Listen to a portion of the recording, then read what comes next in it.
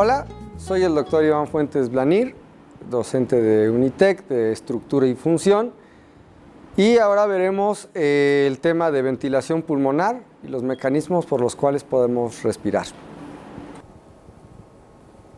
Empezando por el análisis de las vías aéreas, van a estar conformadas por una vía aérea superior y una vía aérea inferior. Tenemos varias estructuras anatómicas que podemos analizar, en donde si nosotros tomamos una corte sagital, vamos a ver que tenemos un principio de donde tenemos la vía aérea o apertura anterior que se le denomina vestíbulo, que van a ser las fosas nasales o los orificios nasales. Y una apertura posterior que serían denominadas las cuanas, que se van a abrir en la nasofaringe y que nos van a permitir el paso y filtración del aire que respiramos. Toda la parte superior hasta las vías aéreas medias van a estar recubiertas por un tipo de tejido que se le llama epitelio cilíndrico ciliado, que se va a encargar de filtrar, de calentar y de percibir partículas que no son deseadas hacia nuestro sistema respiratorio. Entonces, es un sistema de defensa que se va a encargar de filtrar nuestro aire que respiramos. También tenemos en esta parte unas estructuras que se les denomina cornetes, que se encargan de darle calentamiento a la hora de chocar con las paredes de la faringe y disminuir la presión del aire que respiramos. De otra manera, el aire que respiramos entraría frío, sin filtrarse, y sería mucho más nocivo para nosotros. Bien, entonces tendremos esta parte que se le denomina faringe, esta parte que se le denomina laringe, y posteriormente continuaríamos con esta parte denominada tráquea, que las iremos analizando. Entonces, otra estructura importante serían los senos paranasales, que son huecos que están dentro de nuestras vías respiratorias en el cráneo, que tienen varias funciones, como por ejemplo disminuir el peso del cráneo, darnos resonancia de la voz, funciona como un reservorio de aire caliente para que el aire no entre tan frío a nuestros pulmones, y también forma parte de la superficie de protección de estas células que nos van a filtrar nuestro aire. Los cornetes van a tener esta función de filtrado, y por detrás de los cornetes vamos a tener orificios y también la parte superior que van a comunicar nuestra faringe con los senos paranasales o los senos que se le denominarían malar, frontal. Tendríamos un seno en la parte inferior del esfenoides, que es el seno esfenoidal, y también una serie de orificios que se les llaman senos etmoidales. Todos ellos van a tener un drenaje hacia la parte de la faringe y que van a servir, como decía antes, para la fonación y como filtración y reservorio de aire caliente. Nuestra siguiente porción que vamos a analizar va a ser la laringe, que sería esta parte de aquí, que va a encargarse de subir y bajar cada vez que deglutimos, y va a tener una superficie en donde va a tener una membrana que le llamamos epiglotis, que se va a encargar de bajar y obstruir la vía aérea cada vez que nosotros deglutimos. Esta parte se encarga de que nosotros, cuando deglutimos, no pasen líquidos ni alimentos hacia nuestras vías aéreas. Por tanto, forma una especie de protección. Esta parte denominada epiglotis tiene una función de subir y bajar cada vez que deglutimos, y va a estar controlada por los músculos que tenemos a los lados. También por la parte superior tendríamos los músculos que se encargan de la fonación, que son las cuerdas vocales. Bien, la laringe es un órgano impar situado en la parte anterior y media del cuello, y va a estar por debajo de un hueso que se le llama yoides, y este yoides también es importante porque se va a encargar en esta parte de la inserción de los músculos de la deglución y va a tener una función bien importante para el subir y bajar de nuestra laringe. Entonces vamos a tener en repaso que estos serían los cornetes superior, medio e inferior, que nos formarán la parte de la faringe. En este punto estaremos en la laringe, esta sería nuestra epiglotis y continuaría por debajo con la tráquea.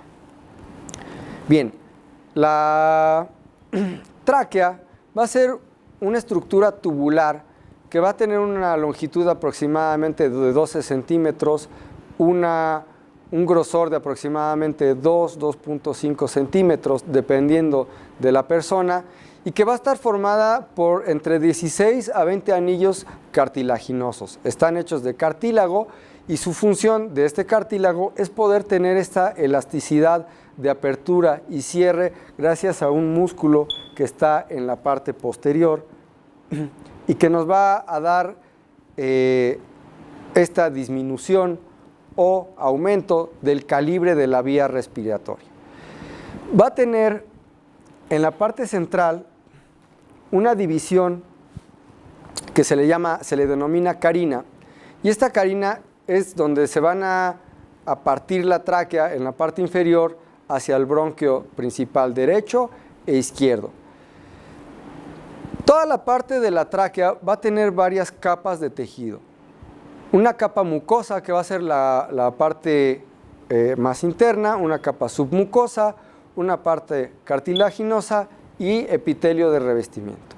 La mucosa va a estar dada por epitelio cilíndrico pseudoestratificado, que se va a encargar también, como en la vía aérea superior, de esta filtración y de esta producción de moco. La mucosa de la carina es una de las partes más importantes de la vía respiratoria, ya que es una de las áreas más sensibles de toda la laringe y la tráquea. Cuando nosotros inhalamos algún gas o partículas de polvo que son nocivas para nuestro cuerpo, se activan estos receptores de la carina y dan el reflejo de la tos. Cualquier cosa que irrite la mucosa bronquial también va a generar este reflejo de tos, y es un reflejo que está hecho para expulsar partículas nocivas hacia nuestro cuerpo. Bien, dentro de nuestra anatomía, vamos a tener una división primero de bronquios principales, bronquiolos, y así sucesivamente se va a ir haciendo un árbol bronquial en cada parte, disminuyendo su calibre hasta llegar a los pulmones. Es importante saber que también tenemos un revestimiento de los pulmones que se le denomina pleura. Va a ser una película que va a estar a lo largo de todo el pulmón, que va a estar hecha por dos hojas. Una pleura pegada al pulmón, que se le denomina pleura visceral, y otra hoja que va a estar encima y que predominantemente va a estar pegada a la pared torácica, que se le denomina pleura parietal. Entre ellas dos va a haber líquido que lubrique y que evite el desgaste y la fricción de los movimientos del tórax o de los pulmones en cada respiración.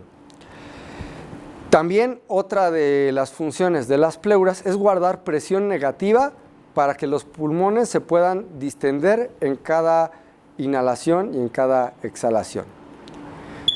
Bien, primero vamos a tener que el árbol bronquial se va a ramificar, y cada una de estas ramificaciones se les denomina generaciones.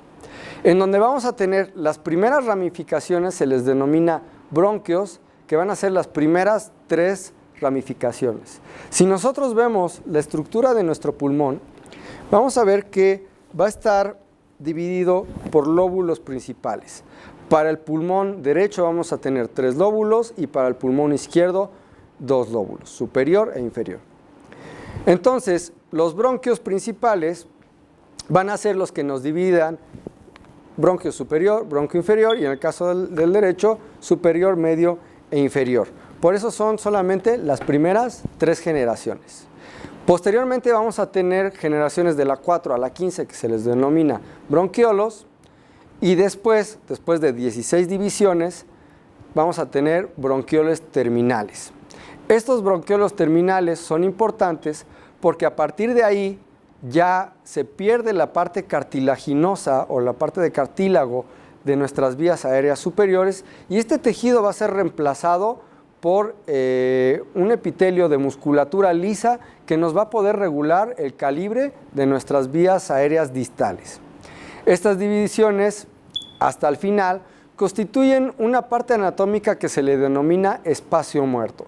¿Por qué se le denomina espacio muerto anatómico?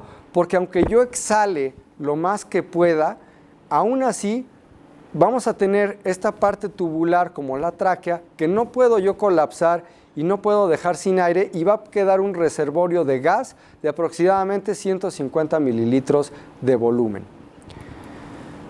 Bien, continuando con la parte del revestimiento de la mucosa, vamos a ver que este epitelio cilíndrico pseudoestratificado del árbol bronquial va a estar hasta los segmentarios y va a continuar hasta la parte de los bronquiolos distales. Una vez llegando al epitelio de los bronquiolos distales, va a ser reemplazado por epitelio cúbico simple, no ciliado, en donde ya no vamos a tener esa barrera de protección de los cilios respiratorios. Bien, ya en la parte distal o en la parte pulmonar, vamos a tener unidades respiratorias que se les denominan acinos. Estas unidades se pueden comparar como, por ejemplo, un racimo de uvas, en donde cada racimo de uvas sería un acino, y van a estar conformados por sacos alveolares que lo podríamos hacer la analogía con una uva que sería un saco alveolar o un alveolo. Cada alveolo o cada acino va a tener varios alveolos y va a estar constituido por un tipo de células que se les denominan neumocitos tipo 1. Bien, estas células se van a encargar de albergar toda la parte de los venas y arterias respiratorias, en donde se va a hacer ese intercambio gaseoso. Bien, vamos a tener muchos sacos alveolares que se van a encargar de este intercambio respiratorio. Entre los sacos alveolares vamos a tener tejido conjuntivo que se le va a denominar intersticio alveolar. En este intersticio se van a encontrar capilares que van a ser muchos capilares por cada uno de las unidades respiratorias. ¿Por qué? Porque van a tener esa función del intercambio respiratorio entre los eritrocitos y el gas que hay dentro de nuestras vías respiratorias distales. Bien, entonces se va a generar un entramado de arterias y venas que se van a encargar de esta función que se le denomina hematosis, que es el intercambio respiratorio. Bien, los neumocitos tipo 1 se van a encargar de formar toda la pared alveolar. Y también tenemos otro tipo de neumocitos o de células que se les denominan neumocitos tipo 2. Estos neumocitos tipo 2 se encargan de segregar una sustancia que le denominamos factor surfactante. El factor surfactante es una sustancia que se encarga de romper con la tensión superficial o la tensión que existe de los líquidos ante el medio ambiente. ¿Qué quiere decir esto? El agua que nosotros respiramos dentro de nuestro medio ambiente, porque el medio ambiente tiene cierto grado de humedad, se encargaría de tener cierta atracción entre molécula y molécula de agua, que si no fuera por este factor surfactante, colapsaría los pulmones por las fuerzas de atracción que hay entre estas moléculas. Este factor surfactante se encarga de ocupar estas moléculas de agua y romper con esta tensión superficial. También tenemos otro tipo de células que les denominamos macrófagos alveolares, que se encargan de destruir o de eliminar todas las partículas nocivas para nuestra salud, como por ejemplo polen, polvo, etcétera, etcétera, y que son partículas indeseables para nuestras vías respiratorias. Y también forman parte del tejido pulmonar.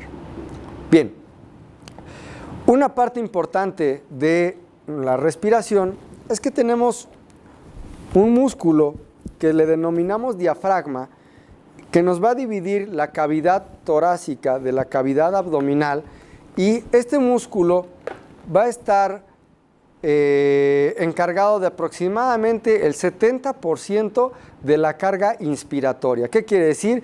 Que al contraerse baja y genera una especie de vacío o de presión negativa que se encarga de distender los pulmones principalmente. Este diafragma va a estar inervado principalmente por el nervio frénico a cada uno de los dos lados, que sale de C3, C4 y C5, que son las vértebras cervicales. A esa altura va a salir el nervio frénico y se va a encargar de esta contracción diafragmática que tiene gran importancia en la respiración. El resto de la contracción de los músculos del tórax van a ser otros músculos, como por ejemplo, los vamos a dividir en inhalatorios y exhalatorios, como por ejemplo, dentro de los inhalatorios, los esternocleidomastoideos, músculos escalenos, músculos intercostales, que se van a dividir en intercostales externos e internos. Los intercostales externos se encargan de la inhalación y los internos de la exhalación. Y otros músculos como los rectos abdominales que se encargan de la exhalación. Bien,